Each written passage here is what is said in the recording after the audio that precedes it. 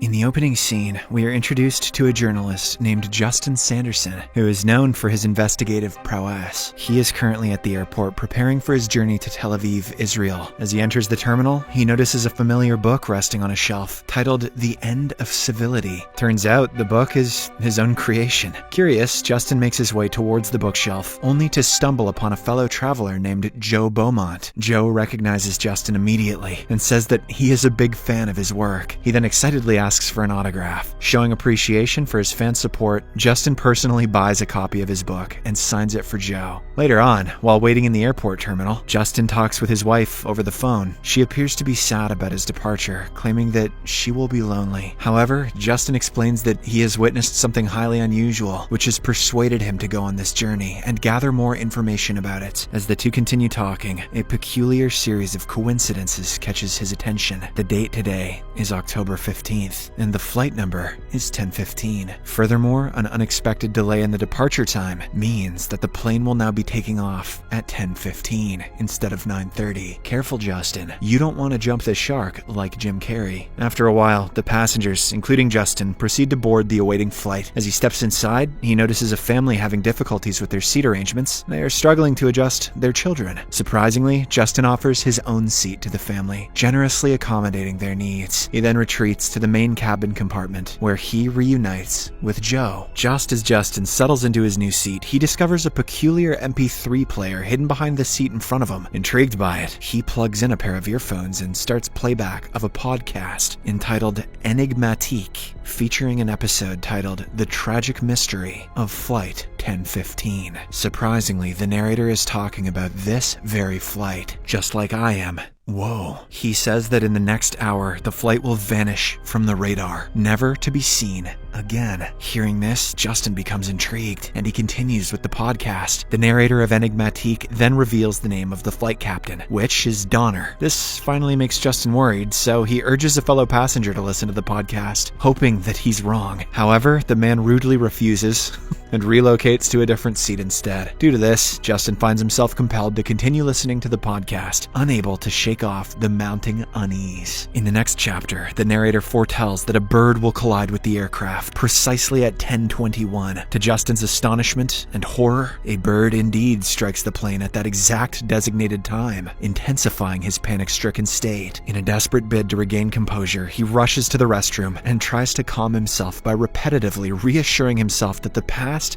is the past. He then contorts his body to the shape that 10:15 would make on a clock and takes a dump. After this, Justin goes back to his seat and calls one of the flight attendants, seeking clarification regarding the bird accident and the peculiar engine noise. However, the flight attendant claims to know nothing about such incidents. He even declines Justin's request to talk to the captain, claiming he doesn't want to create an unnecessary scene. In response, Justin shouts in anger, something which he hasn't done all of his life. But he soon realizes his mistake and apologizes to the flight attendant, assuring him that he will shut up. With this sense of composure, Justin resumes the podcast, in which the narrator ominously declares that the airplane will vanish at precisely 11:15, with the pilot's final words, "Good night, New York." Hearing this, the poor guy becomes even more agitated and restless. So, Justin finally gets up in search of some clues. He soon discovers that the passengers on this flight can see the pilots in the cockpit through an array of cameras. The podcast further explains that a device interfering with the flight's communication system may be responsible for the perplexing circumstances. Filled with suspicion, Justin fixates on two foreign men who are busy on their devices. He then approaches them and rudely asks them to turn off their phones. The podcast is exposing Justin's racism. However, in response, the two men assert that their phones are on airplane mode. This makes Justin upset, and he gets into an argument with them until flight attendants intervene, instructing him to return to his assigned seat. Following this, Justin delves deeper into the podcast and learns about a gentleman named Igor Orlov, a fellow passenger on the same flight to Tel Aviv. Turns out he is going to testify against the Russian mafia. This makes Justin suspect that the flight may have been sabotaged due to the mafia's involvement, but he also thinks that there is a high chance of the presence of an undercover U.S. air marshal on board who would possess crucial knowledge regarding the safety of the aircraft. With this newfound information in mind, Justin, for one more time, goes to a flight attendant and requests to speak with the air marshal.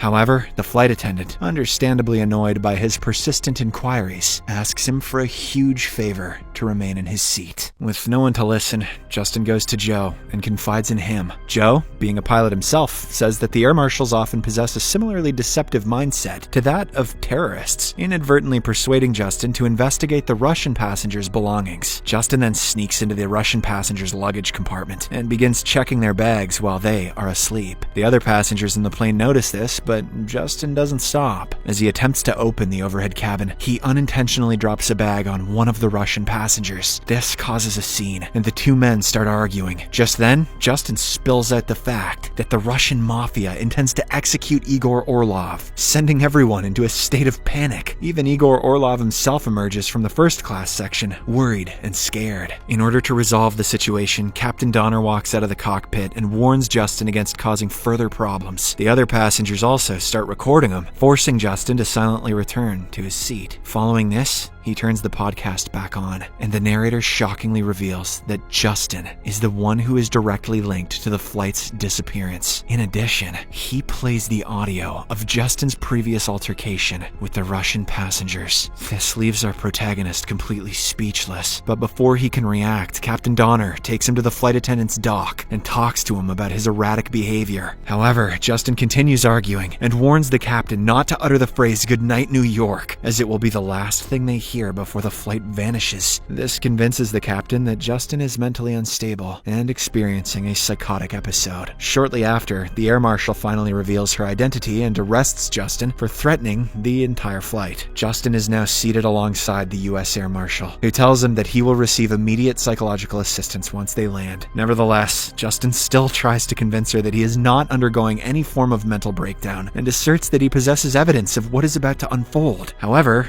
this is not enough to persuade the air marshal. She then goes to the pilot for a discussion. While she is away, Joe approaches Justin and expresses his belief in him. He also suggests that the mere fact of being aboard this plane signifies the realm of possibilities. After careful consideration, Justin proposes that Joe, being a pilot himself, take control of the aircraft and land it in Canada or somewhere safer before it vanishes. But for this, Joe requires a passcode to access the cockpit. Justin is pretty confident that the code is 1015, since everything that is happening here revolves around that number. With this information, Joe enters the cockpit, incapacitates the captain, and forcefully takes the control of the plane's operations. This instills panic among the passengers, but before they can react, Joe lowers the cabin's air pressure, eventually causing everyone to lose consciousness. In a shocking turn of events, he then utters the haunting words, "Good night, New York."